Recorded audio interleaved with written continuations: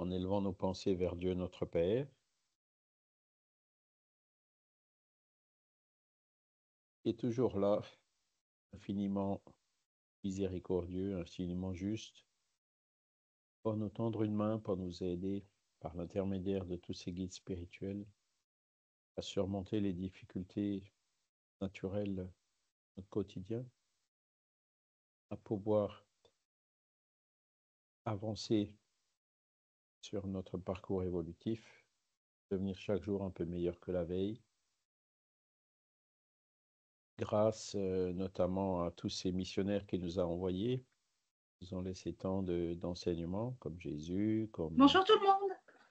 Bonjour, Ils peuvent être en comme retard. Kardec ou Chico ou tant d'autres, Denis,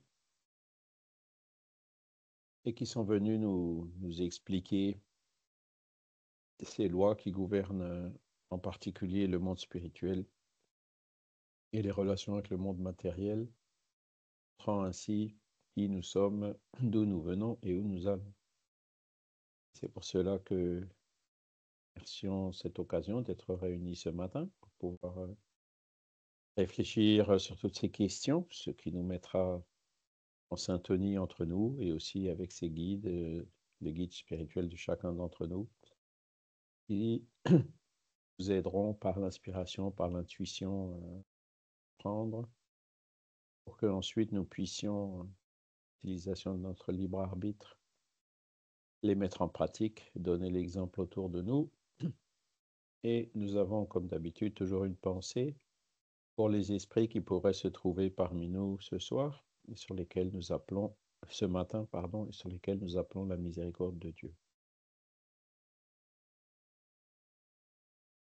Désolé pour ce soir, mais bon, il fait encore un peu nuit là. Le jour s'est pas levé, mais bon, c'est déjà le matin. Voilà, donc je vous montre à l'écran le programme. Et donc, on va voir aujourd'hui le troisième guide du module 20, qui est la vie dans le monde spirituel. Donc, nous avions vu il y a 15 jours qu'est-ce qui se passe quand on meurt, comment se passe le passage. Nous avons vu la semaine dernière quelles sont les occupations et les missions des esprits, comme on l'a vu, sont nombreuses. Et donc aujourd'hui, nous allons voir qu'est-ce qui gouverne les relations dans le monde des esprits.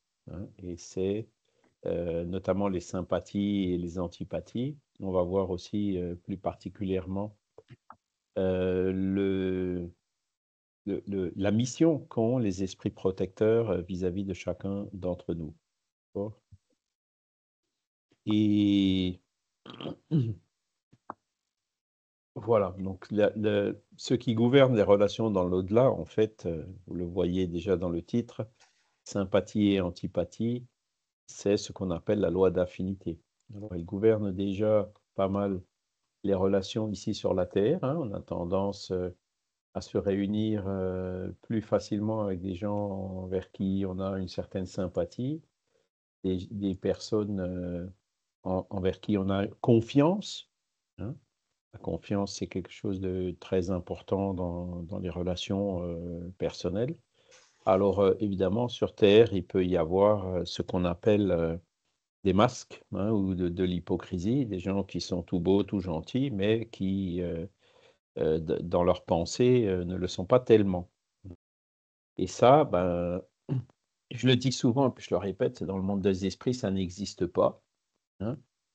Les, comment dire, il y a une transparence dans le monde des esprits qui n'existe pas sur la Terre. C'est-à-dire que les esprits, tant soit peu, enfin, dès qu'ils ont acquis un certain niveau d'évolution, arrivent très bien à lire dans les pensées des autres esprits. Et donc, vous ne pouvez pas dire blanc et penser noir. Les autres esprits qui sont en face de vous le détecteront immédiatement. Euh, On va voir donc plus dans le détail comment se réalisent les relations entre les esprits dans l'au-delà. On va identifier aussi les causes qui déterminent les relations de sympathie et d'antipathie pour les esprits. Qu'est-ce qui fait que... Enfin, on va voir cette loi de l'affinité un peu plus dans le détail. On va voir pourquoi les esprits affectionnent de préférence certaines personnes, pour diverses raisons d'ailleurs, par sympathie ou par antipathie. Et on va identifier aussi le rôle des esprits protecteurs. D'accord. Et donc, on le voit, alors ce module 20, il est basé sur le livre deuxième du livre des esprits qui s'appelle justement La vie dans le monde spirituel, enfin, qui parle du monde spirituel, le monde des esprits.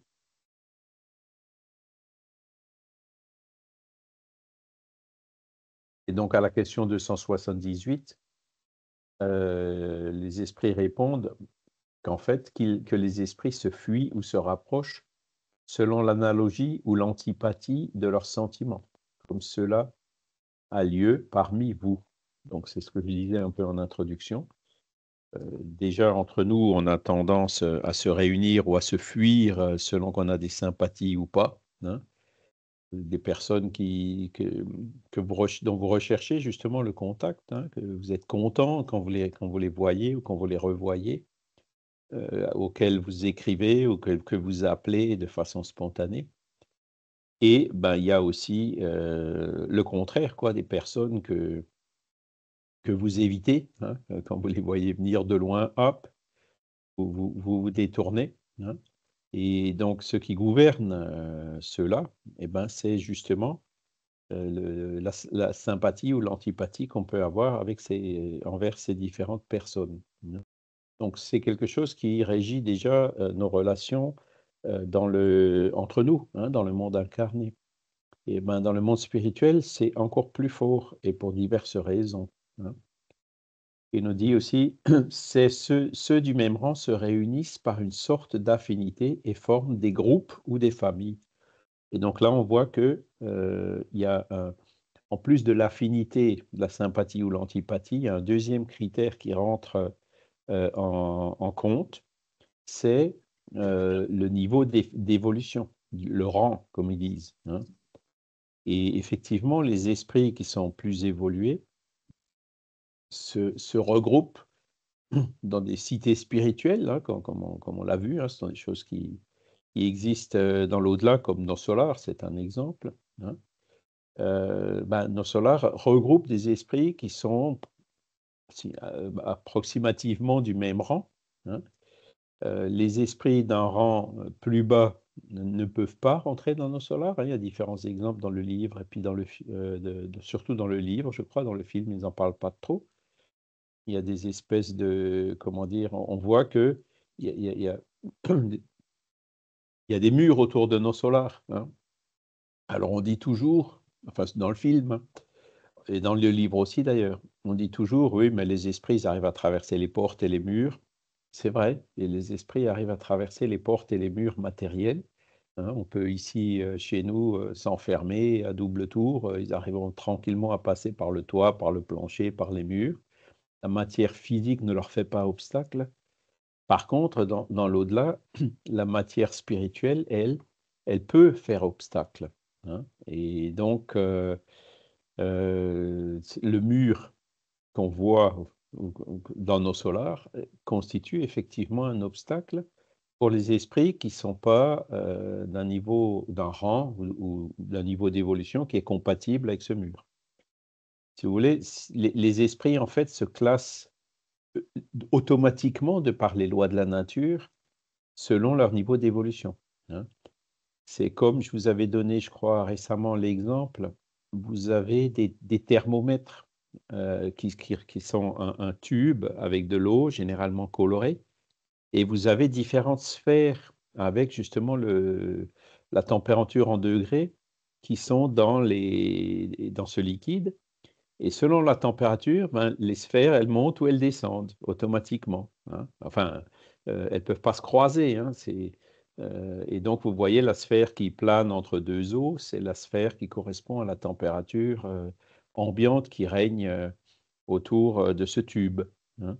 Donc, on voit que naturellement, hein, vous avez, bon, c'est un phénomène enfin, il y a aussi les phénomènes de sédimentation, hein, qui sont analogues. Dans l'eau, vous avez des particules qui flottent, vous avez des particules qui sont entre deux eaux, puis vous avez les particules les plus lourdes qui se mettent au fond. Et ça se fait automatiquement selon les lois de la nature. Eh ben, alors on peut mettre ça comme analogie dans ce qui se passe dans le monde spirituel, où donc les esprits qui sont peu évolués, qui ont encore un père-esprit très dense, restent en général dans des régions assez basses, comme on dit, hein, proches de la Terre. Et plus les esprits évoluent, plus ben, ils se retrouvent dans des cités spirituelles comme nos solars, ou voire même sur des planètes ou des cités encore plus élevées. Ce qui est le cas, par exemple, je prends toujours l'exemple de nos solars, hein, puisque c'est un peu une référence dans l'après-vie qui illustre très bien tous ces principes qu'on trouve déjà dans le livre des esprits, hein. Vous avez la mère de André Louis, hein, qui, elle est dans une planète encore plus évoluée, hein. Et donc, elle a pu descendre, je dis descendre, ou disons plutôt venir à nos solars, hein, pour voir, parler avec son fils, pour l'encourager. Elle a même pu, dans certaines conditions et pour une durée un peu limitée, emmener son fils, hein, en esprit dans ce monde supérieur pour lui donner un peu un avant-goût de ce que c'est la différence entre nos solars et ces mondes supérieurs, et donc pour le motiver, entre guillemets, à travailler à son évolution pour que lui aussi puisse aller dans ces mondes-là de façon permanente et non pas temporaire, juste en visite pour quelques jours. D'accord? Donc, tout ça, ce sont des illustrations donc, qui montrent de cette réponse à la question 278, hein. Et donc, les esprits du même rang se réunissent par une sorte d'affinité et forment des groupes ou des familles, des groupes d'esprits ou des familles d'esprits, hein. Alors, famille, là, c'est pas dans le sens consanguin, même si parfois les esprits qui ont appartenu à une même famille consanguine, quand ils retournent dans l'au-delà, peuvent effectivement aussi chercher à se retrouver ensemble. D'accord? Et donc, là, c'est vraiment un classement naturel, hein. Il n'y a pas celui qui joue des coudes pour monter plus haut, plus vite. Non, ça ne fonctionne pas, hein. Ici, sur Terre, en jouant des coudes, on peut avoir des carrières assez fulgurantes, même si souvent, ce genre de manœuvre se heurte à ce qu'on appelle le syndrome de Peters. Je pense que vous connaissez, hein, c'est quand on arrive à la limite de nos compétences. Et du coup, ben, on est dans un niveau où Heu, voilà, on est un peu, je ne veux pas dire le cancre, mais on est repéré ou on est bloqué, on n'arrive plus à avancer parce que, nos capacités, en fait, ne correspondent plus, avec ce niveau auquel on est arrivé, entre guillemets, «un peu trop vite», hein. Donc ça, c'est ce qu'on peut voir sur la terre, mais comme dit, dans le monde spirituel, ça n'existe pas. Il n'y a pas ce genre de personne ne peut jouer des coudes, pour, accéder à une place qu'il ne mérite pas. D'accord? Hein, tout se fait vraiment suivant les lois de la nature, hein. Il n'y a pas de juge, il n'y a pas d'examen, il n'y a pas de contrôle, c'est tout simplement ce qu'on a réussi à acquérir en évolution, hein, la densité plus ou moins forte de notre Père Esprit, qui fait qu'on se retrouve naturellement, pour ne pas dire automatiquement, dans un niveau qui nous correspond. D'accord? Et ce sont ces niveaux justement qui nous correspondent et qui sont d'ailleurs nécessaires à notre évolution. Bon, alors il y a dans nos solars, on décrit aussi par exemple le seuil, hein, les premières pages qui sont assez, et puis les premières minutes du film, hein, qui sont assez difficiles et lourdes à lire ou à regarder, correspondent là aussi à une réalité, hein. Et c'est une réalité où se retrouvent aussi des esprits, comme il le dit là, par une sorte d'affinité, hein. Ce sont des esprits qui se retrouvent là. Pourquoi? Parce qu'ils ont encore, ils sont très proches de la matière, ils sont très lourds, ou, comme c'est le cas d'André Louis, parce qu'ils n'ont pas pu encore complètement se dégager de la matière, se libérer des fluides vitaux, hein. Dans le cas, ben, c'est le cas d'André Louis, hein, qui qui a commis ce qu'on appelle un suicide indirect, hein, c'est-à-dire que par les différents abus qu'il a commis pendant sa vie, hein, boisson, tabac, aller voir des prostituées ou autres, a en fait raccourci la durée de vie qui était initialement prévue, qu'il avait initialement planifiée avant de se réincarner. Et donc, il s'est retrouvé dans l'au-delà avec une dose de fluide vital qui fait que pendant les premières années, il a été retenu dans ces zones plus denses. Voilà. Et tout ça, ça se produit de façon naturelle, hein. C'est pas l'image qu'on a de Saint-Pierre qui dit non, toi tu vas à droite, toi tu vas à gauche, hein. C'est pas comme ça que ça se passe. C'est notre propre conscience, hein, et les lois de la nature qui réalisent tout cela. Vincent? Juste pour faire une petite remarque par rapport à André Louis, je crois que, au-delà même de ces comportements qu'il a eus vis-à-vis des gens qui l'entouraient sur terre, il a aussi beaucoup d'orgueil parce qu'il est médecin, il a découvert une maladie, la maladie de Chagas, parce que voilà, il a fait de la recherche et je pense que quand il passe un long moment dans le seuil, c'est aussi pour épurer ses identifications. Il s'identifie beaucoup à son rôle de médecin. D'ailleurs, ça perdure après, même quand il est recueilli à- dans nos solars. Et on lui dit, mais tu n'es plus le médecin, tu n'as plus ce que tu as appris sur Terre n'a plus de sens. Et je pense que même quand on est sur Terre, on ne se rend pas compte, mais on est très identifié non seulement à nos rôles sociaux, mais à nos espaces de vie, à ce qu'on possède, à des illusions, quoi. Et toutes ces identifications euh, alourdissent notre père-esprit. On ne se rend pas compte, mais par exemple, j'étais très surpris de voir des personnes âgées qui étaient très attachées à leurs objets.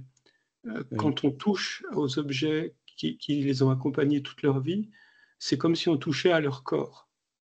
Et ça m'a Mhm. beaucoup surpris qu'en fait, on ne peut pas ranger, mmh, organiser l'espace de vie d'une personne âgée parce que c'est quelque chose où l'espace de vie est très. Les personnes âgées s'identifient beaucoup à leur espace de vie, à leurs objets, au passé, à des choses qui sont pour elles immuables, quoi, en fait. Et, et quand on passe dans le seuil, la grosse difficulté, c'est de s'apercevoir qu'en fait, nous ne sommes plus ce rôle, ce, ces masques, comme tu disais au début de ce que tu pouvais dire. Et, et ça, c'est quelque chose qu'on peut déjà commencer à faire quand on est sur Terre. Ouais, tu as tout à fait raison, Vincent, hein, effectivement.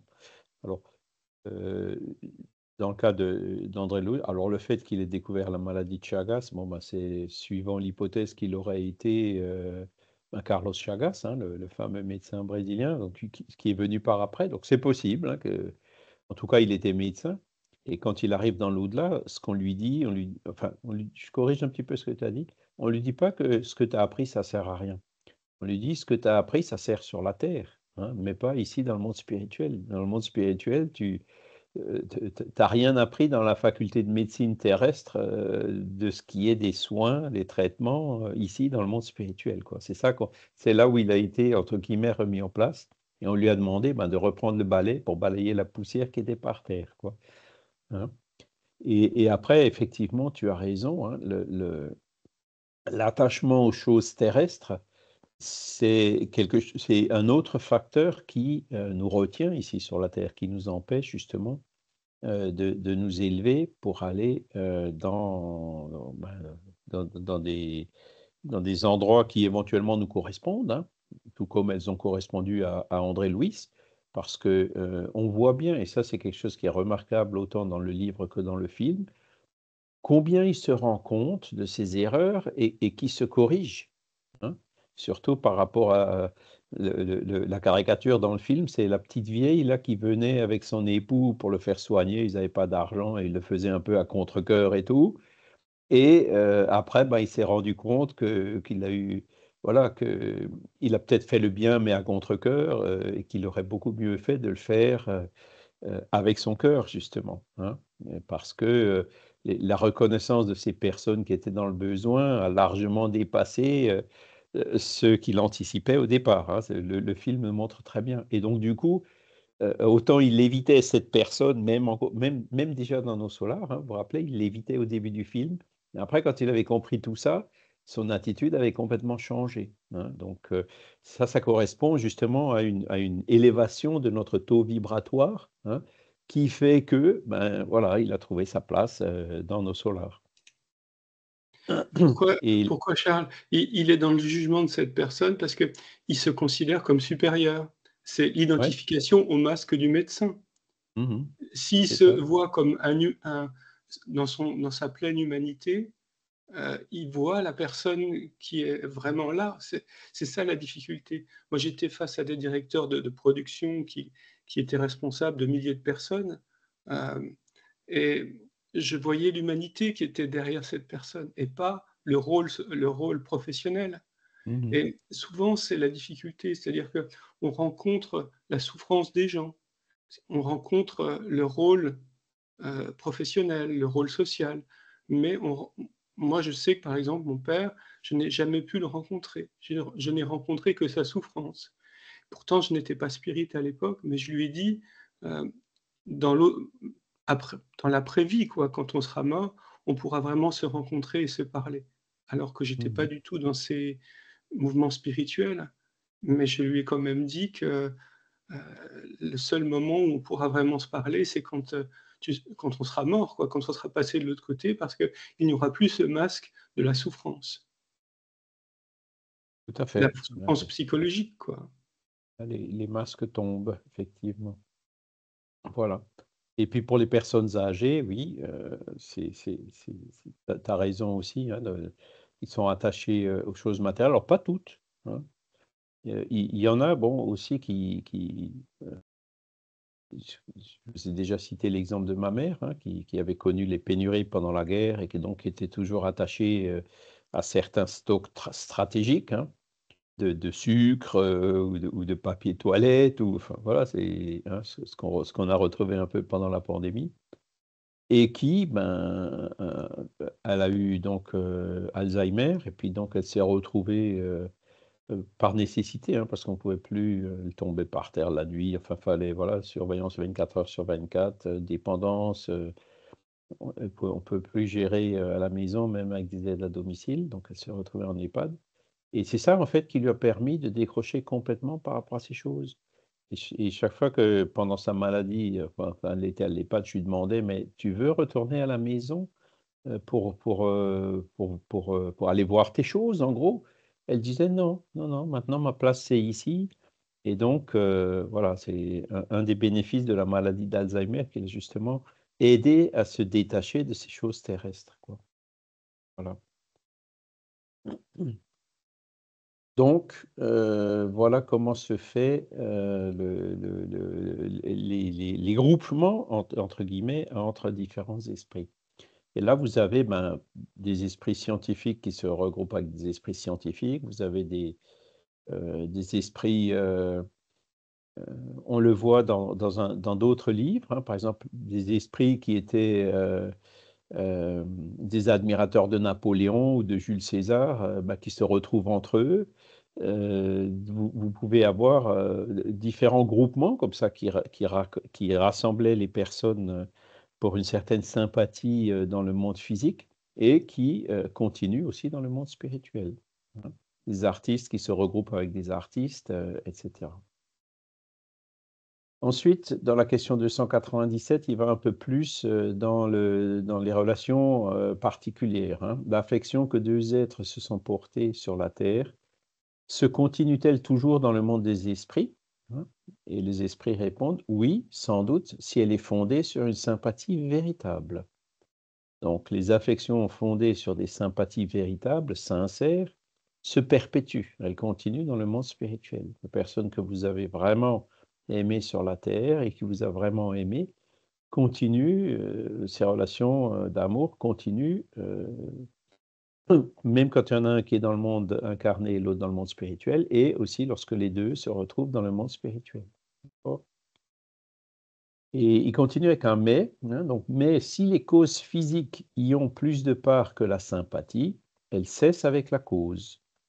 Les affections parmi les esprits sont plus solides et plus durables que sur la terre, parce qu'elles ne sont point subordonnées aux caprices des intérêts matériels et de l'amour-propre. Voyez? Donc une personne qui apprécie une autre personne justement par son statut, par son pouvoir, par sa force, par sa beauté, ou autre, ben, ça, ce sont des choses, qui sont donc, typiquement matérielles et qui ne perdurent pas dans l'au-delà. Si une personne qui aime une autre personne parce qu'elle est riche, le jour où cette autre personne, devient pauvre, bah, elle s'en va. Elle l'aime plus puisqu'elle l'aimait parce qu'il était riche, ou il ou elle était riche. Vous voyez? Donc c'est là où il faut bien faire la différence entre les vraies affections, hein, les vraies sympathies, celles qui viennent du cœur, et puis celles qui sont, purement motivées, par des intérêts matériels, hein, ou par des éléments matériels. Et donc celles-ci, ben, quand on sort, quand on s'en va de la matière, ben, elles se dissolvent, elles disparaissent. D'accord? Il va un peu plus loin, 293. Deux êtres qui ont été ennemis sur terre conserveront-ils du ressentiment l'un contre l'autre dans le monde des esprits? Hein? On est ennemis sur la terre, est-ce qu'on reste ennemis dans l'au-delà? Réponse: non, ils comprendront que leur haine était stupide et le sujet puéril. Les esprits imparfaits conservent seuls une sorte d'animosité jusqu'à ce qu'ils se soient épurés. Alors le nom, il paraît un peu surprenant, hein, parce qu'on se dit: «Ouais, mais non, dans le monde des esprits, il y a aussi des esprits qui se haïssent, il y a des esprits, qui perturbent ou qui cherchent à se venger, et cetera sur des incarnés». Donc oui, effectivement, mais comme il dit, ça vient, c'est une caractéristique des esprits qui sont encore imparfaits, ceux qui n'arrivent pas encore à pardonner, ceux qui n'arrivent pas encore à prendre du recul, hein, et même à la limite, ceux qui arrivent à prendre du recul, ben, les esprits qui sont déjà suffisamment avancés ne sont plus des esprits qui cultivent la haine, ou l'inimitié envers quiconque ici sur la terre, hein. Même si, un esprit élevé, même quand il a un ennemi, bon, il va pas chercher à se venger, il va pas chercher, à lui faire des croche-pattes, à lui mettre les bâtons dans les roues, hein, pas du tout. Hem, si les esprits, comment dire, qui sont ennemis, bon, il va peut-être pas non plus leur courir après, hein, il va se réunir plutôt toujours par cette sympathie, comme on a vu, avec des esprits, qui sont plus élevés que lui. Mais l'ennemi, bon, ben, voilà, il lui pardonnera, il le laissera de côté, en se disant: «Ça lui passera avant que ça me reprenne». Vincent? Je crois que cette démarche d'aller vers les gens vers qui on n'a pas forcément de la sympathie, heu, elle peut commencer sur terre et ça peut faire des belles rencontres. Moi, je sais que, j'ai des gens, des supérieurs hiérarchiques qui étaient très agressifs vis-à-vis, de ce que nous étions et ces supérieurs hiérarchiques qui étaient très agressifs, j'ai toujours été vers ces personnes en accueillant leur souffrance quelque part, hein, parce que c'est pas ce qu'elles sont. On voit ce qu'elle la véritable nature de la personne derrière la souffrance et ça a fait des belles rencontres, ça a fait des gens qui ont accepté, que je leur dise des choses qui étaient très sévères, vis-à-vis de leur, rôle professionnel. Quand on dit à un directeur de production qui fait pas son travail et alors qu'on est ouvrier dans le système, c'est pas n'importe qui peut pas se permettre ça. Mmh. Et je sais que je pouvais me le permettre parce qu'il acceptait, il savait que c'était pas un jugement de valeur sur ce qu'il était. Il savait que c'était pour, élever sa nature dans le système. C'était pour qu'il puisse, pour que chacun puisse s'épanouir dans son rôle et Mmh. il y a peu de gens qui peuvent se permettre de dire, une certaine forme de vérité, parce qu'il y a pas une vérité absolue, mais, une certaine, aussi approche, je veux dire, derrière cette souffrance, il y a aussi une humanité derrière la personne. Moi, je sais que je peux parler avec ces personnes de choses qui sont très intimes, de leur vie personnelle, alors que des collègues vont être dans le jugement. Ah oui, ça c'est un salopard, pourquoi tu lui parles? C'est un ennemi. Et je dis non, il n'y a pas d'ennemi dans la vie. Il n'y a aucun ennemi, il y a juste des gens qui ont besoin de faire du chemin vers eux-mêmes, même pas vers toi, vers, pour être plus sympa, mais simplement s'accepter comme ils sont et accepter qu'ils ne sont pas parfaits, quoi. Et ça, Mhm. c'est une grande démarche qu'on peut faire aussi sur Terre. C'est-à-dire qu'on peut accepter, dans certains cas, l'inacceptable. Mais pour ça, il faut pas qu'on soit bloqué par l'orgueil, hein.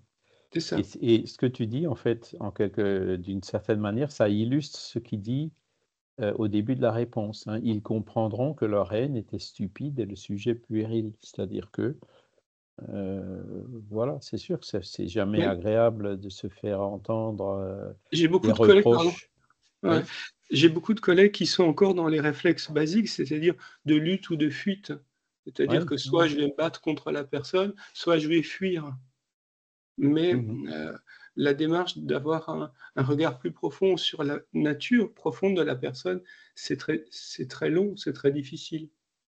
Mhm. Ouais, mais c'est ouais, c'est sûr, c'est tout à fait vrai, hein, mais Mais bon, moi, ça se fait avec le temps, puisqu'on je est passe on pour un collaborateur, je passe pour un vendu, parce que comme j'ai de bonnes relations avec tout le monde, on ne peut pas comprendre.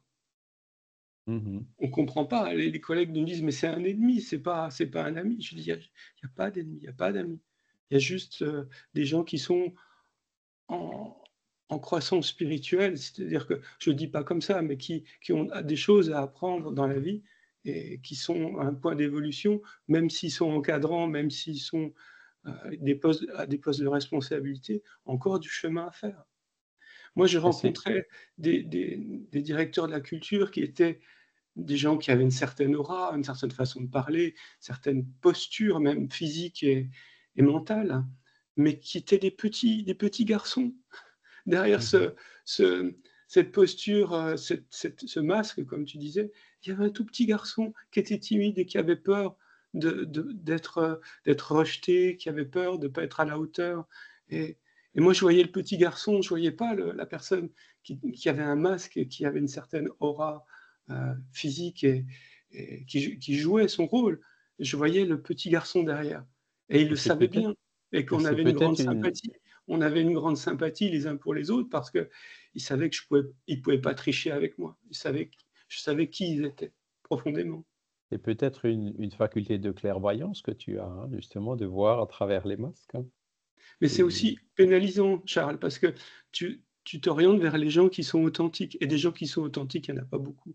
Des ah gens non, qui ça, sont sur Facebook et qui se donnent une image, de famille parfaite ou de voilà, il y en a beaucoup, mais des gens qui sont vraiment, heu, naturels et spontanés dans leur, nature, il y en a pas beaucoup.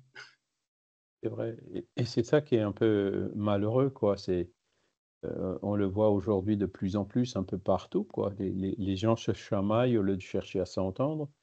Même, quand on voit ce qui se passe, au parlement et en ce moment, hein, c'est les gens pensent plus, comment dire? À être calife à la place du calife que, l'intérêt, général de la population, hein, et ils sont parfois prêts à créer des crises, à faire de sorte que des situations s'enveniment, pour assouvir leurs ambitions personnelles.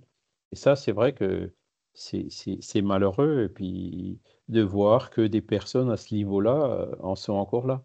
Hein, nous, ce qu'on voudrait, moi personnellement, ce que je voudrais, c'est justement être dirigé par des personnes qui ont ce désintéressement, qui ont cette abnégation, hein, qui voient l'intérêt collectif avant leur intérêt personnel, hein, qui sacrifient leur intérêt personnel à ce qui est juste, à la justice, hein, comme on l'a vu dans la loi de justice, d'amour et de charité. Bon, la terre, on n'en est pas encore tout à fait là, mais je pense que nous, dans ce à étudier donc ces lois morales, on a compris, ces choses-là et on aimerait bien y arriver, quoi. Maintenant la question, c'est toujours, comment est-ce qu'on peut influer dans ce sens? Bien sûr, on met des fois des bulletins de vote dans des urnes, hein, mais bon, c'est une chose, mais après, l'autre moyen, c'est justement, d'essayer de parler, de divulguer, d'attirer l'attention des personnes sur, qu'est-ce qui est vraiment important, quoi, hein, et de montrer toutes ces mesquineries, par lesquelles on nous hypnotise, comme tu le dis, dans les réseaux sociaux et puis sur les canaux de TV, qui font que, notre discernement, ou le discernement des personnes qui ne sont pas vigilantes, peut être complètement oblitéré, les pousser à faire des choses, qu'elles ne feraient pas si elles réfléchissaient un tant soit peu. Mais bon, on en est encore dans cette phase, hein, c'est, l'être humain, que tu parlais des enfants tout à l'heure, hein, on est tous des petits garçons, hein, on est tous, des grands enfants, hein, et donc on a encore besoin de se tromper, de faire des erreurs pour apprendre. Mais bon, voilà, la révolte n'est pas une bonne réponse non plus, hein, il faut rester serein vis-à-vis de tout ça et avec douceur, mais avec persuasion, parler quoi, montrer, même à la limite dénoncer certaines hypocrisies, hein, surtout celles qui portent tort, à beaucoup de gens, à la population, quoi. Et donc, ce sont des choses qui existent encore sur terre, mais comme vous le voyez dans le monde spirituel, regardez ceux qui dirigent nos solars, hein. C'est pas des, hein, c'est tous des esprits qui sont à ces postes-là par leur mérite, hein, par leur amour qu'ils ont vis-à-vis des autres et pas parce qu'ils ont joué des coudes ou parce qu'ils ont manipulé, trompé, pour arriver à se faire élire, par des gens qui réfléchissent pas assez, pas suffisamment ou qui réfléchissent mal. Oui, Charles, je crois qu'à l'heure actuelle, il y a quelque chose qui est très désagréable et qui, en tout cas, qui est très désagréable pour moi. Je ne sais pas pour si vous le ressentez de la même manière, mais on développe une culture de la haine et de l'ennemi. Il y Mmh. a, en fait, toute la société est très influencée par les gens qui ont le pouvoir et l'argent. Et ces gens qui ont le pouvoir et l'argent, pour ne pas perdre leur pouvoir et leur argent, développent une culture de la haine et on est en train de f d'introduire dans la tête l'idée qu'il faut trouver ses ennemis et qu'une fois qu'on a trouvé ses ennemis, on n'aura plus de souffrance. On sait qui on devra tuer, qui on devra exclure, qui on devra abattre pour, être heureux et ça, c'est délétère à l'heure actuelle. C'est Mmh. une chose, qui est promue dans certains médias qui appartiennent à des grands capitaines d'industrie et qui détruisent beaucoup, heu, la capacité qu'on a à aller vers les autres avec empathie et amour, quoi et ça, Ouais. c'est Je c'est pense que c'est dommage. aussi un résultat de ces influences, hein, parce que ça se voit pas seulement dans ces questions de pouvoir et d'argent. On le voit par exemple, quand il y a un match de foot, hein, les supporters, du club, opposé, ce sont des ennemis, quoi. Le match de foot qui devrait être un jeu, aujourd'hui, ça se transforme en mini-guerre avec des violences et tout, des insultes. C'est Hein? Et puis on l'a vu, en France, hein, mais récemment là aux États-Unis, hein, quand un candidat parle de l'autre, c'est des noms d'oiseaux, des insultes, un manque de respect qui est assez incroyable, quoi, qui par cela seul, ne justifie pas, heu, la prétention de vouloir diriger quelqu'un. Une personne qui insulte une autre ou qui manque de respect vis-à-vis d'une autre, Mmh. n'a pas sa place, dans des milieux dirigeants, quoi, pas du tout. Et ce qui est très, très désagréable à l'heure actuelle, c'est qu'il y a une haine vis-à-vis des gens qui sont pauvres ou qui sont en difficulté sociale, qui relèvent de l'aide sociale et qui sont un peu exclus. Ils sont déjà exclus de fait par les systèmes d'argent et en plus, il y a une stigmatisation, c'est-à-dire qu'on les présente comme des gens qu'il faut faire disparaître, quoi, qu'il faut Ouais, mais tuer. C'est pas dit c'est comme même ça, mais hein, l'idée est là, quoi et et aujourd'hui, ça se concentre surtout sur des migrants, quoi, hein, des gens alors qui sont encore plus dans la misère. oui, pas seulement, moi je sais que j'ai des amis qui sont très pauvres je le dis, voilà, comme c'est, hein, qui relèvent des minima sociaux, qui vont dans les banques alimentaires pour se nourrir, parce qu'ils n'ont plus les moyens de se nourrir autrement. Et elle me disait, moi c'est une femme, elle me disait, quand, j'ai posé la question, j'avais des aides personnalisées au logement, les APL. Quand je travaillais, j'avais plus que quand, je suis maintenant exclu du travail parce que cette personne a été exclue du travail, parce qu'elle était dans un burn-out et on l'a mis à la retraite d'office, quoi. On Mhm. l'a exclue du travail comme ça et elle me dit, on lui a dit: «Voilà, vous aurez plus d'APL le jour où vous travaillerez. Les fainéants qui veulent pas travailler, elles ont moins d'APL». On lui a Ouais, dit bah comme ouais. ça. Mhm. Donc c'est extrêmement violent. On a une société qui stigmatise la pauvreté, et qui est extrêmement violent vis-à-vis des gens qui ont le plus Mhm. besoin. Ça, c'est Et redoutable. tout ça, en fait, C'est une atteinte à l'humanité, quoi. tout ça, ça illustre la différence qu'il y a entre cette hiérarchie, entre guillemets, hein, dans le monde spirituel par rapport à ce qu'elle peut être sur la terre, quoi. Et dans le monde spirituel, souvent, les choses s'inversent, quoi. C'est-à-dire que celui qui est monté très haut, mais qui est un esprit peu évolué, dans le monde spirituel, il se retrouve automatiquement très bas. Alors que souvent, celui qui était dans la rue, SDF et tout, et qui était un esprit, évolué, qui avait choisi ça dans cette vie, pour justement pour progresser, se retrouve, beaucoup plus haut, quoi, hein. La Les hiérarchies s'inversent pour revenir à leur hiérarchie naturelle, quoi.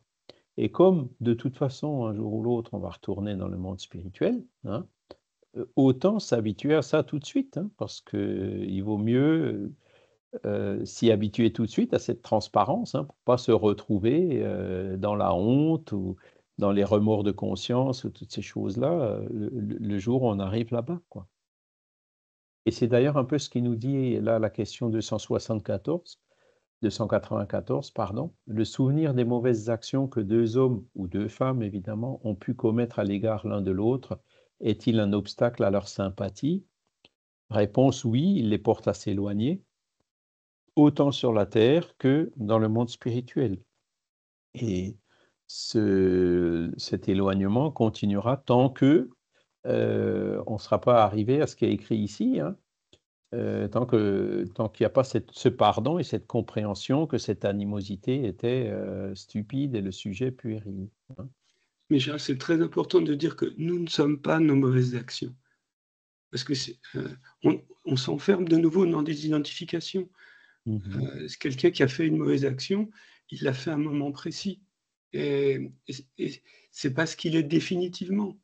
Si Non, on on veut peut qu'il y s'en ait une évolue. possibilité Mmh. de grandir, on dit pas à un enfant, heu, on lui dit: «Ce que tu as fait est mal», mais on lui dit pas: «Tu es mauvais». Parce Oui, que si ouais, tu es mauvais, on l'identifie à sa mauvaise action. alors Ce que tu as fait est mal, il mais pourra tu peux répéter la mauvaise action. Tu as quand même enfin, voilà, il y a quand même des personnes qui sont, entre guillemets «des cas difficiles», hein, et qui, ne commettent des mauvaises actions pas qu'une fois, quoi, hein.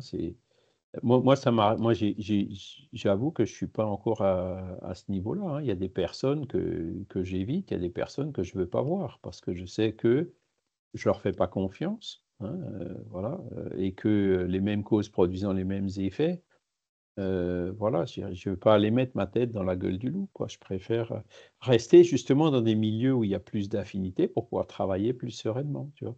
Et ça bon, alors c'est peut-être, comment dire? Une faiblesse encore de ma part, peut-être, hein, mais bon, j'en suis encore là et puis, j'essaye quand même d'avancer, le plus sereinement possible.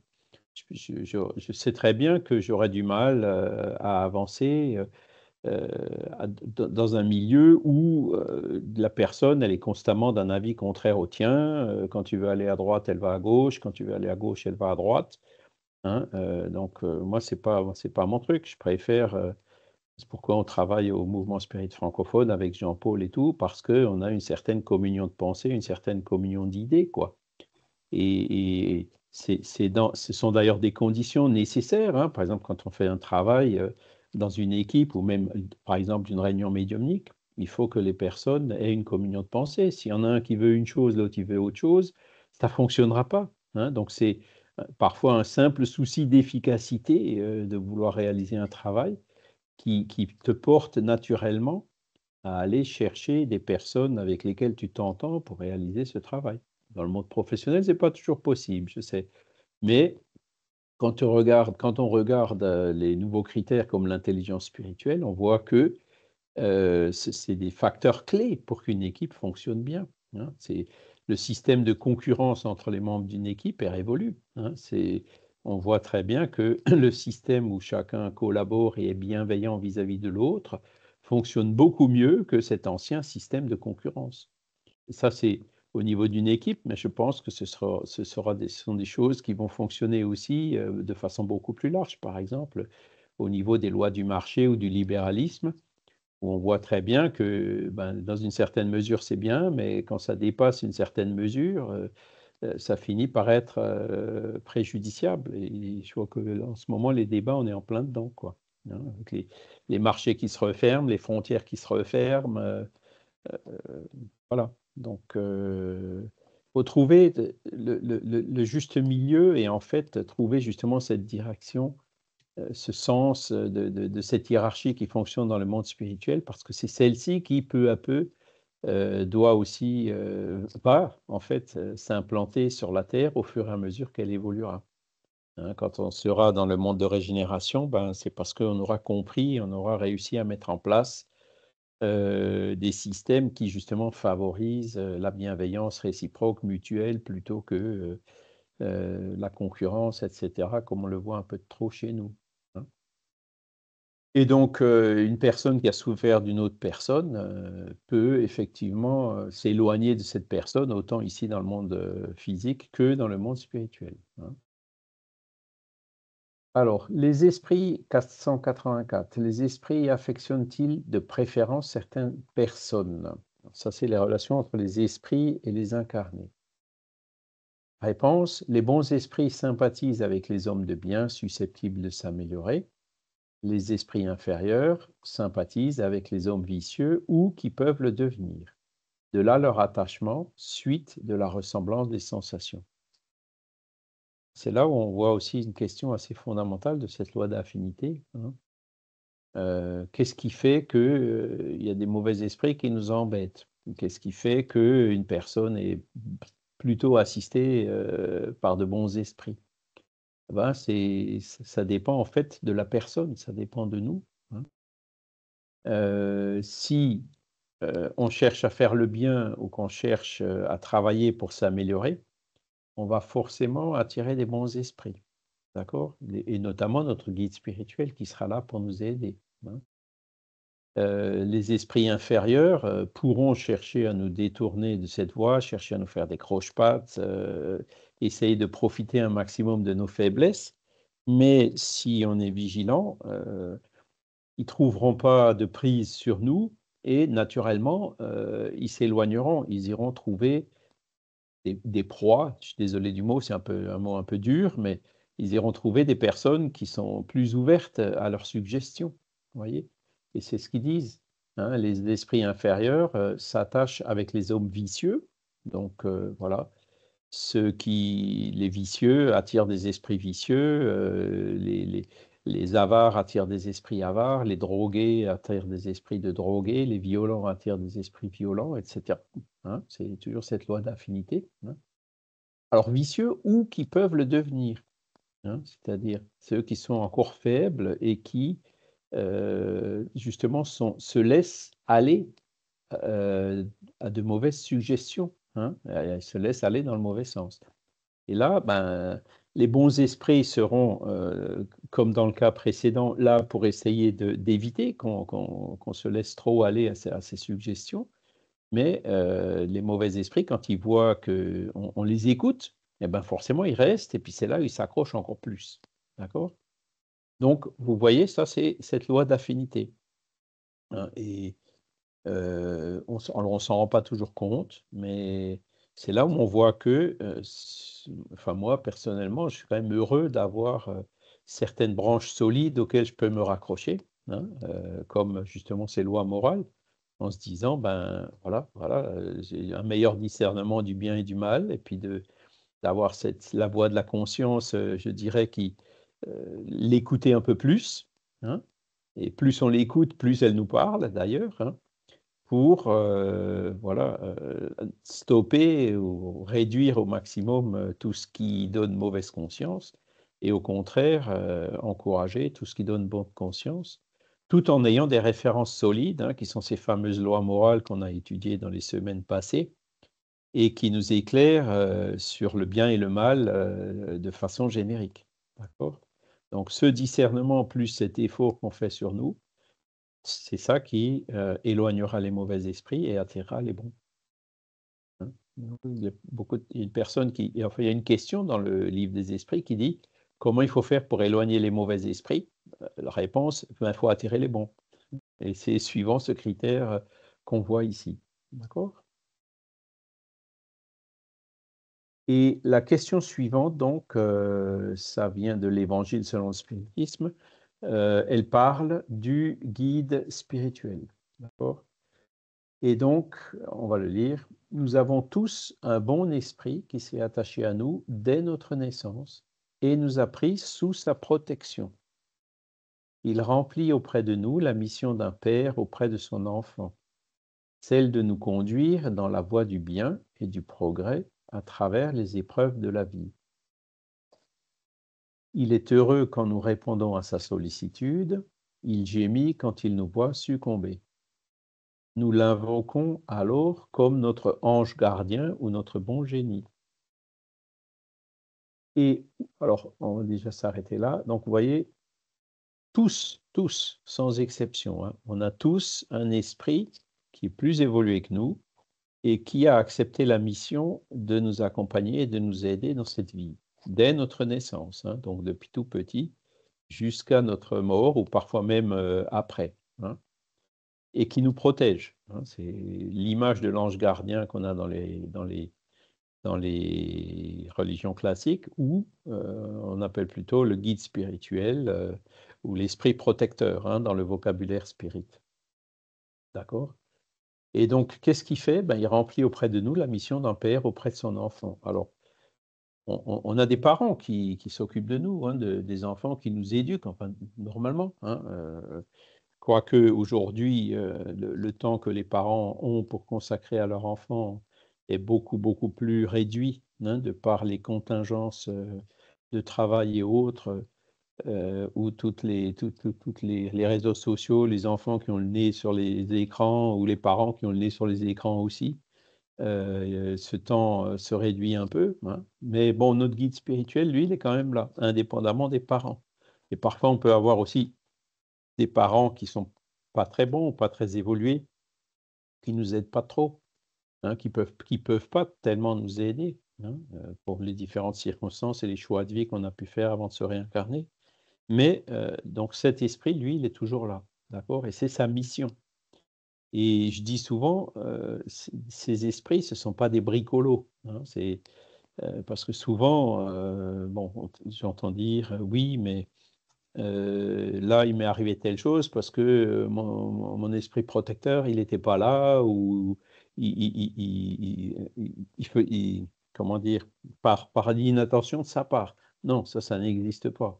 Si on s'est trompé, c'est parce que nous, on ne l'a pas écouté, hein, et pas parce qu'il n'était pas là, puisqu'il est toujours là. Hein. Il est connecté avec nous par la pensée, donc même s'il se retrouve sur une autre planète, hein, ou dans une autre galaxie, il peut venir dès qu'il, hein, immédiatement, dans la seconde, à côté de nous pour nous aider. Hein. Donc il n'y a pas d'improvisation au niveau pour ces esprits-là. Et même quand il est peut-être lui-même dans le doute sur certaines choses, il y aura d'autres esprits au-dessus de lui qui pourra consulter et qui lui diront, qui le conseilleront sur ce qu'il faut faire. D'accord? Donc, voilà, il va nous aider à quoi? À progresser, hein, puisque c'est le but de notre incarnation, c'est d'évoluer, et aussi à surmonter les difficultés, les épreuves de la vie, à avoir la patience qui est nécessaire dans ces difficultés qu'on a souvent aussi, la plupart du temps, choisies nous-mêmes, hein, et et qui sont justement utiles pour développer des qualités en nous. Euh, voilà, c'est dans les épreuves et dans les difficultés qu'on progresse le plus. Encore faut-il les prendre de façon proactive et constructive, hein, et le guide spirituel, il est justement là.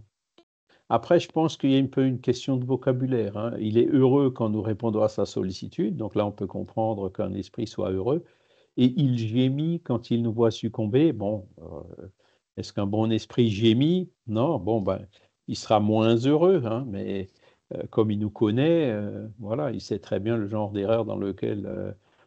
parce que sinon, il y a beaucoup d'esprits guides qui gémiraient souvent, hein, avec certains des protégés, hein, donc voilà. Mais bon, c'est un peu une image, c'est un peu une manière de voir. Vincent?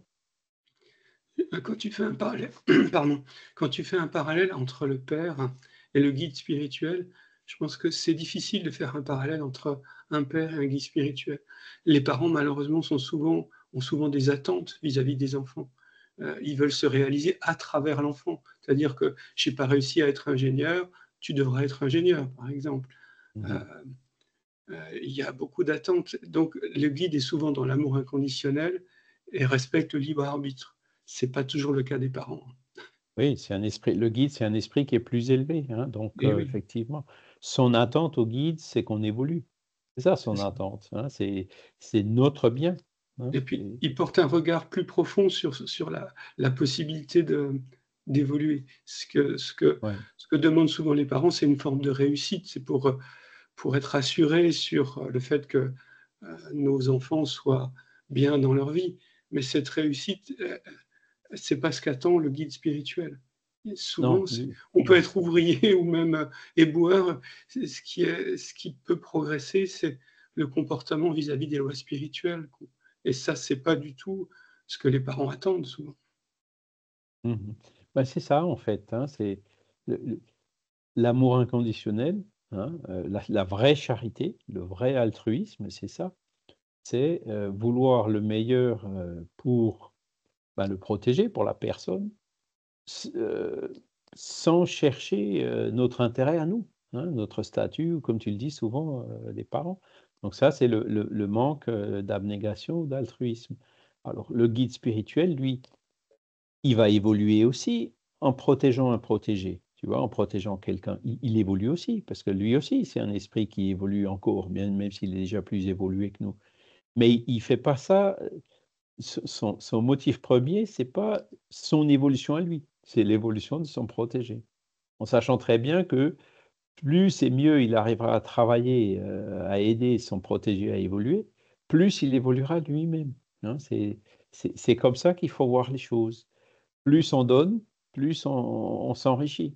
On s'enrichit en donnant. Et le but de Malheureusement, donner, Charles, c'est pas de s'enrichir, c'est ça, quoi, hein. dans nos relations familiales et intimes, on est souvent dans des relations d'attachement et pas dans des Oui, relations d'amour inconditionnel.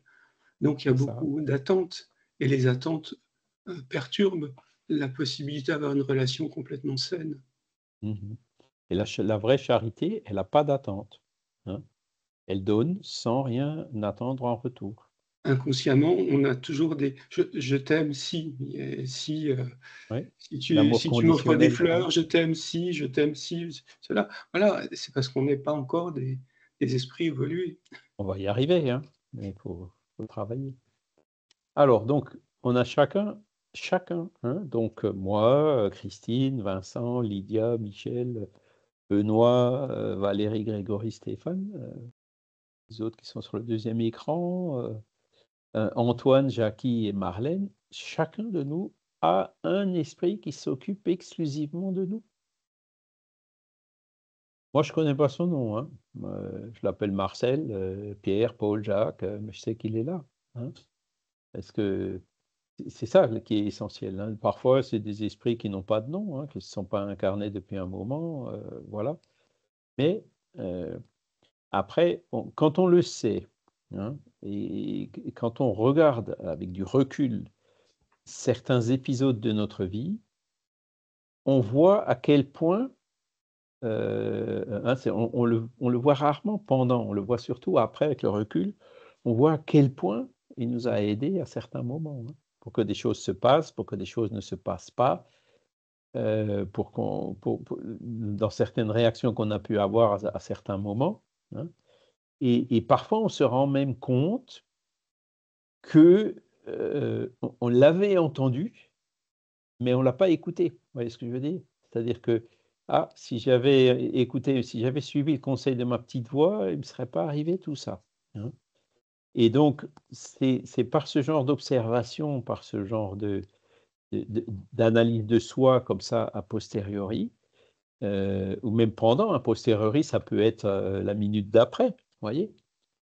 C'est là où on apprend à trouver et à reconnaître l'influence de notre guide et petit à petit, voilà, à tout de suite sentir quand il est là et comment dire, à rendre plus étroite la relation avec lui, à en faire vraiment le compagnon de tous les jours, quoi. Sans pour autant tomber dans la dépendance et puis le solliciter pour un oui ou pour un non, hein, puisque il y a certaines décisions qui nous appartiennent, hein. Il est là pour nous conseiller sur un certain nombre de choses, celles qui nous poussent à évoluer, mais il y a sur d'autres choses, il s'en mêlera pas, hein. Notre guide spirituel respectera toujours notre libre arbitre. Et par exemple, notre guide spirituel ne dira jamais: «Tu dois faire ci ou tu dois faire ça ou tu dois pas faire ci ou tu dois pas faire ça», hein. Il ne donnera jamais d'ordre, hein. Il nous fera réfléchir, il nous donnera un conseil, hein, il nous accompagne dans nos décisions, mais il nous laissera toujours la liberté. C'est nous qui prendrons les décisions selon notre libre arbitre. Donc il faut le voir comme ça, hein. Et c'est là où on voit aussi beaucoup de personnes qui, pour n'importe quelle décision, vont d'ailleurs voir un médium, payer pour aller voir un médium pour dire: «Qu'est-ce que je dois faire là? Qu'est-ce que je dois faire là?» Donc voilà, vous voyez, c'est une personne qui délègue son libre arbitre à un médium dont, voilà, certains sont honnêtes, d'autres moins. Heu, c'est quand même risqué de faire ce genre de truc. Enfin moi, personnellement, je le ferais pas. Et je préfère justement cette relation directe et intime, avec le guide qui n'a pas besoin d'intermédiaire, hein. Même si vous n'êtes pas médium, vous avez la voix de votre conscience, vous avez l'intuition, vous avez l'inspiration, vous avez les rêves la nuit. Il n'y a pas besoin d'être médium pour se communiquer avec lui de ces façons-là, hein. Vincent? Oui, effectivement, on a le libre arbitre et quand on fait des erreurs, on vient faire des expériences sur cette terre et faire des erreurs aussi, ça fait partie de nos apprentissages. Et moi, j'assume, je sais que par moments, mon guide me disait: «Non, on va pas vers ça». Je dis: «Si, je vais vers ça, je vais jusqu'au bout». Et c'est comme le le l'âne entêté qui va jusqu'au bout du chemin et qui va se prendre un platane, mais il va jusqu'au bout. Et je suis là pour faire des expériences et j'irai jusqu'au bout de l'expérience. Elle sera négative, je sais qu'au bout, il y aura un échec, mais cet échec, j'apprendrai de cet échec. C'est ça, Voilà, et on c'est vient ça. faire des expériences. Il y a pas d'échec ou de réussite. C'est on et je sais que mon guide ou mes guides, parce que c'est pas forcément un guide d'ailleurs, hein. Ça peut être dit, c'est des esprits supérieurs qui peuvent prendre le relais les uns des autres pour nous suivre. C'est Mmh. pas forcément, ça peut être un groupe d'âmes, c'est pas C'est forcément un guide. c'est la Voilà, suite du paragraphe là, hein, qui nous ouais. dit: «Outre notre ange gardien qui est toujours un esprit supérieur, nous avons des esprits protecteurs qui, pour être moins élevés, n'en sont pas moins bons et bienveillants», hein. Ce sont ou des parents ou des amis ou quelquefois des personnes que nous n'avons pas connues dans notre existence actuelle. Ils nous assistent par leurs conseils et souvent par leur intervention dans les actes de notre vie. Voilà, donc il y a le guide et il y a aussi d'autres esprits amis ou qui sont justement en affinité avec nous, d'accord? Donc vous voyez, on n'est jamais seul, hein. Quand on pense qu'on est seul, ben non, on n'est pas seul, hein. Quand on pense qu'on est abandonné par tous, non, on n'est pas abandonné par tous. Il y aura toujours un guide qui sera là, même dans les moments les plus difficiles. C'est quand même vachement, consolant de savoir que, hein, dans les pires moments, on pourra toujours compter sur, cet esprit-là, hein. C'est quelque chose qui nous donne beaucoup de force et de courage, hein. Voilà. On pourra quand même faire des belles erreurs jusqu'au bout quand même, hein, ça alors. Alors après On les erreurs, on a le droit de se effectivement, on tromper, apprend. hein. On apprend par les erreurs. Alors, Bien toi, sûr. je cite aussi un exemple, toujours dans le mouvement spirit, hein, des personnes avec lesquelles j'ai pas d'affinité. Bon, alors moi, je suis déjà comment on dit, le vieux singe, hein, celui qui, bon, voilà. C'est ceux qu'ils ont en horreur, parfois, ça m'est arrivé, je parle du mouvement spirit, mais ça m'est arrivé aussi au travail, en disant, ben écoute, ça, moi j'ai déjà vu 3 ou 4 fois, ça n'a jamais marché, je vois pas pourquoi ça marcherait maintenant. Ah ouais, t'es contre le progrès, t'es contre ci, t'es contre ça. Bon, bah ok, faites, mais moi je vais pas perdre mon temps à ça, hein. Et bon, ben voilà, après, et puis dans le mouvement spirit, pareil, je me suis heurté à un individu qui disait: «Mais oui, écoute, toi, tu as peut-être ton expérience, mais moi je l'ai pas. Donc, toi, tu dis que ça va pas aller, mais moi, je veux essayer et si ça va pas, je me rendrai bien compte que ça n'ira pas». Et je lui ai répondu gentiment, j'ai dit: «OK, mais c'est sans moi parce que, pour moi, les mêmes causes produisent les mêmes effets et j'ai pas envie de perdre mon temps, à t'accompagner dans une nouvelle erreur. Si tu veux le faire, fais-le, mais moi, je vais ailleurs». Vous voyez, c'est ça qui est bien aussi dans le mouvement spirit, c'est que on a cette liberté, hein, on n'est pas, c'est pas comme au travail, hein, au travail, on peut pas, hein, le chef qui veut faire quelque chose que tu sais que ça va pas marcher, bon, ben, tu essayes tu es là, tu essayes de limiter les dégâts, mais comme il te paye, tu es quand même obligé de, hein, dans le mouvement spirit, non? Si ça te convient pas, ben, tu trouveras forcément d'autres personnes avec lesquelles tu auras plus d'affinité et où tu pourras effectivement, parce que c'est ça l'essentiel, réaliser un travail, qui portera plus de fruits et qui bénéficiera à plus de personnes en perdant le moins de temps possible qu'à essayer de refaire des choses que tu as déjà vues, qu'elles n'ont pas marché, hein. Voilà.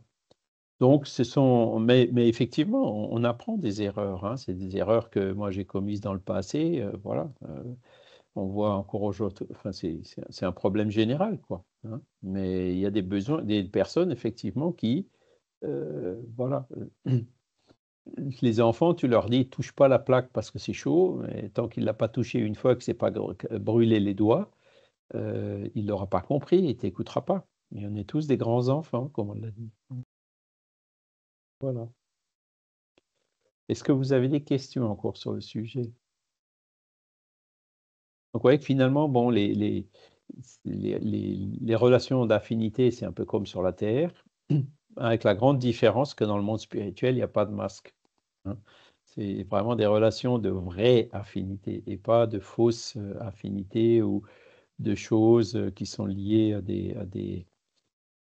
comment dire? À des éléments matériels, quoi. Et le fait qu'on a tous, un ange gardien, quoi, un esprit protecteur. Ça, c'est aussi un des points fondamentaux.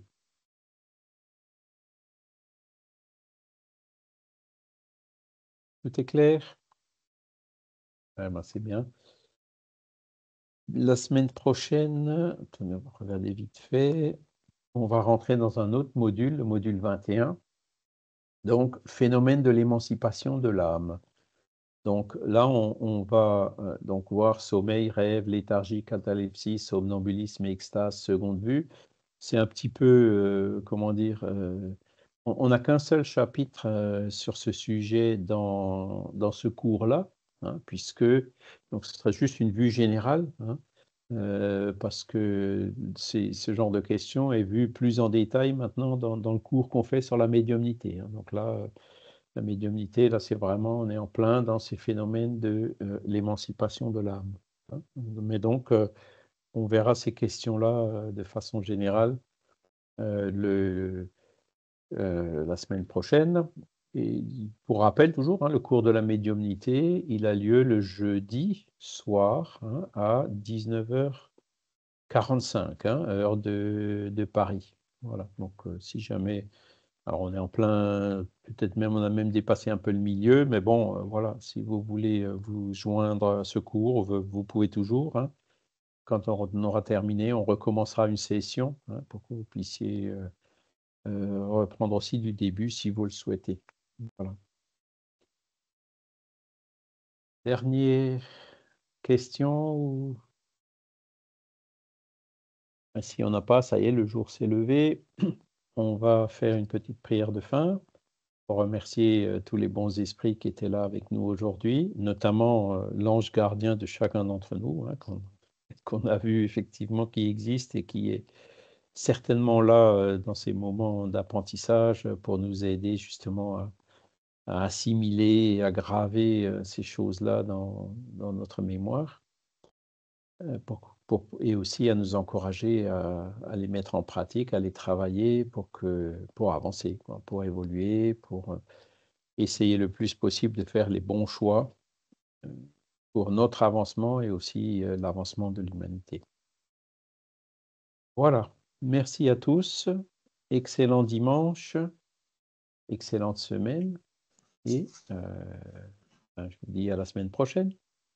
Oui. Merci Charles. Merci beaucoup. Charles. Merci Charles, bonne Merci, semaine. merci à tout le monde. Merci Charles. Merci, au revoir à tous. Au revoir. Moi, je vous dis à tout à l'heure, Charles. Au revoir. Oui, à tout à l'heure. Ouais. Au revoir. Léon Denis cet Merci. après-midi. Ouais. Merci beaucoup. Au revoir. Merci Au beaucoup revoir. à tous. Au revoir, à bientôt.